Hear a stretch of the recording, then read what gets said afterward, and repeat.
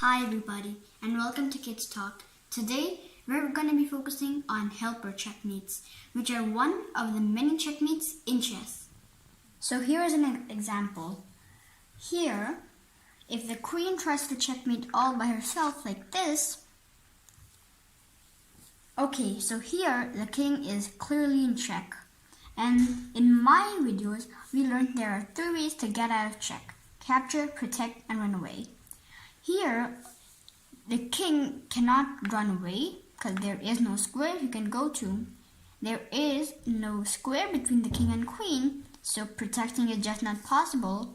But here, the king can capture the queen. And this is obviously a very bad tragedy for white. So let's go back and see what white should have done.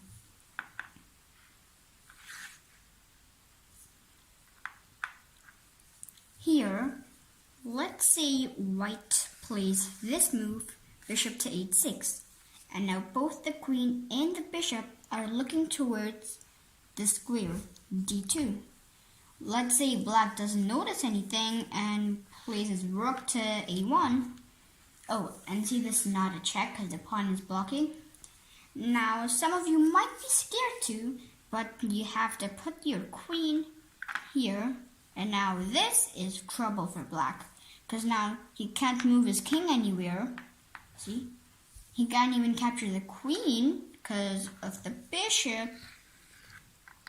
And going back, and there are no squares between the king and queen, so he can't even protect the king. So this is a checkmate.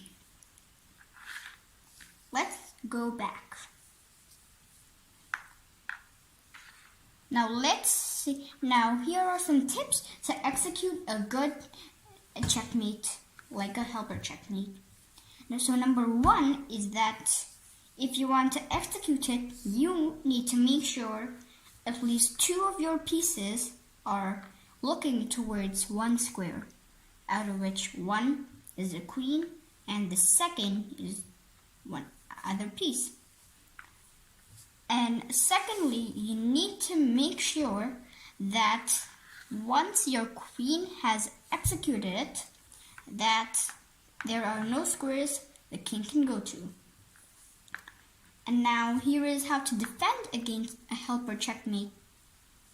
So number 1, you need to remember that if 2 of your opponent's pieces are looking directly at one square, then here is what you should do. Number 1 is that you should try to close off the path. So in this case, a good move for black would be pawn to a3, closing up the bishop, because now it's no longer looking directly at the pawn.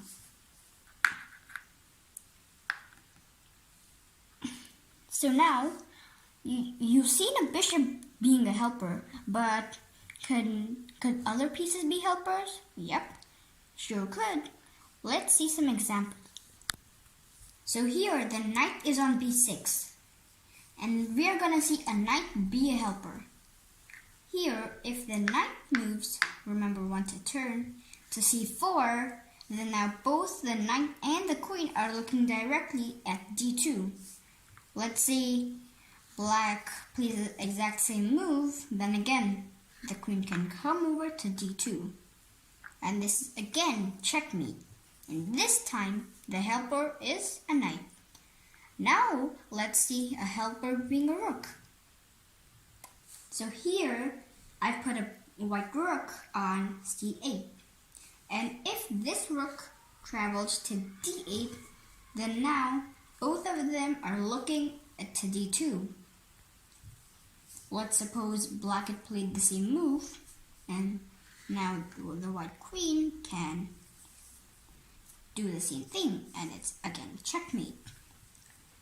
So now we've seen a bishop, a knight, and a rook be a helper. Could the pawn be a helper? Yup, and we're gonna see it next.